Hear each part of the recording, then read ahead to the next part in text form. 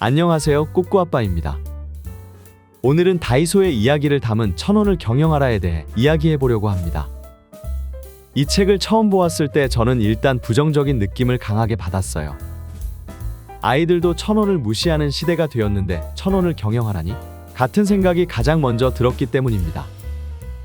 하지만 이 책을 다 읽고 난 시점에서 생각해보면 제가 얼마나 생각이 짧았고 지금껏 다이소를 저가의 저품질 브랜드로 본 것에 대해 반성하게 되었습니다. 이 책을 만들어주신 박정보 회장님께 존경의 인사를 드리고 싶습니다. 1000원을 경영하라의 이야기. 지금부터 시작합니다.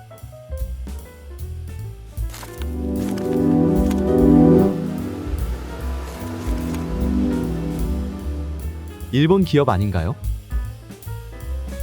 제가 이 책을 읽으면서 감탄하고 있을 때 누군가 이러한 질문을 했었습니다. 다이소 일본 기업 아니에요? 처음에는 저도 그 질문에 정확하게 대답을 하지 못했지만 이제는 누군가가 물어본다면 우리나라 기업이라고 당당하게 말할 수 있을 것 같아요. 다이소라는 브랜드명을 공유하고 있기에 이러한 오해의 소지가 있지만 일본 다이소와 우리나라 다이소는 단지 전략적 사업 파트너일 뿐이며 우리나라 다이소는 순수 한국 기업입니다. 30년 이상 꾸준하게 한국에서 성장해온 다이소이기에 이 글을 읽는 분들만이라도 일본 기업이라는 오해는 하지 않았으면 좋겠네요. 1000원을 위한 1000억 원의 투자.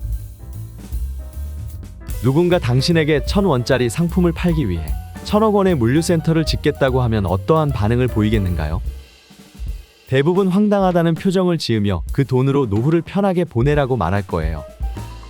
하지만 책에서는 이를 바닷가재의 성장으로 1000억 원의 물류센터를 표현하였습니다. 바닷가재는 성장 과정에서 몸이 커지기에 껍질을 벗어낸다고 해요.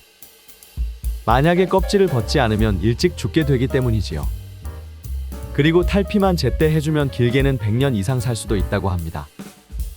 이처럼 1000억 원의 물류센터는 표면적으로 무모한 도전처럼 보였지만 매출 대비 6% 달하던 물류 비용을 3%까지 절감할 수 있었다고 해요. 이러한 도전 정신이 지금의 다이소를 만들지 않았을까요? 마진이 아니라 만족을 추구하라. 대부분의 기업은 제품 원가에 적정 이윤을 붙여 판매 가격을 결정하지만 다이소의 경우 이를 반대로 시행한다고 합니다. 즉, 판매 가격을 먼저 결정하고 이에 맞춰서 어떻게든 상품을 개발하는 방식을 적용한 것이지요. 그렇기에 제품을 유통하는 과정에서의 거품을 없애고 비용을 최소화하면서 가격을 유지해 간다는 게 다이소의 전략입니다. 또한 가격보다 최소한 2배 이상의 가치를 갖는 제품을 가장 잘 만들어 줄 곳을 찾아서 다니다 보니 전 세계 35개국 약 3,600개의 업체에서 상품을 공급받는다고 해요. 이러한 내용을 읽으면서 기존에 제가 가지고 있던 다이소는 저품질이라는 생각이 완전히 변하게 되었고 우리가 합리적으로 소비를 할 수 있게 하기 위해 얼마나 많은 노력을 해서 가격 유지를 하고 있는지에 대한 감사함을 느낄 수 있었습니다. 국민 가게라는 별명에 담긴 뜻. 1에서 2년 전부터 다이소 직원들은 국민의 생활을 생각합니다라는 슬로건을 책상 앞에 붙여놓고 고민하고 있다고 합니다.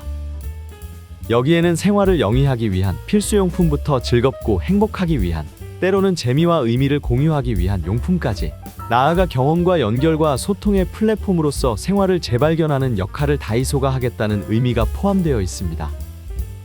특히 가장 인상 깊었던 점은 팔리지 않는 상품일지라도 단 한 사람이라도 찾는 이가 있다면 단종시키지 않는다는 점인데요.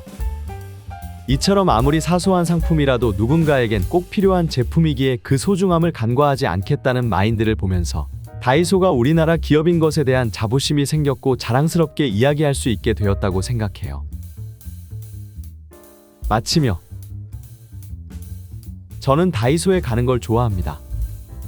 그 이유는 다이소를 돌아다니다 보면 제가 생각지도 못한 아이디어로 만든 제품들을 볼 수도 있었고 직접 제품의 원가를 계산하는 업무를 하고 있기에 볼 때마다 이 가격이 실제로 가능한 건가? 같은 감탄을 계속하게 만드는 공간이기 때문입니다. 트렌드 코리아 2023에서는 MZ세대의 다음 세대를 알파 세대로 지칭하고 있고 알파 세대의 아이들의 최고의 장소는 다이소라고 합니다. 이처럼 저는 다이소가 우리 생활에 많은 영향력을 끼치고 있고 앞으로도 우리에게 선한 영향력을 주는 기업으로 함께 살아갔으면 좋겠네요. 오늘도 가장 마음에 들었던 구절을 공유하며 마무리하겠습니다. 성공이란 화려하게 주목받는 며칠이 아니다. 남이 알아주지 않아도 끈기 있게 기본을 묵묵히 반복해온 순간들이 모여 이룬 결과다. 이상 꾸꾸아빠였습니다.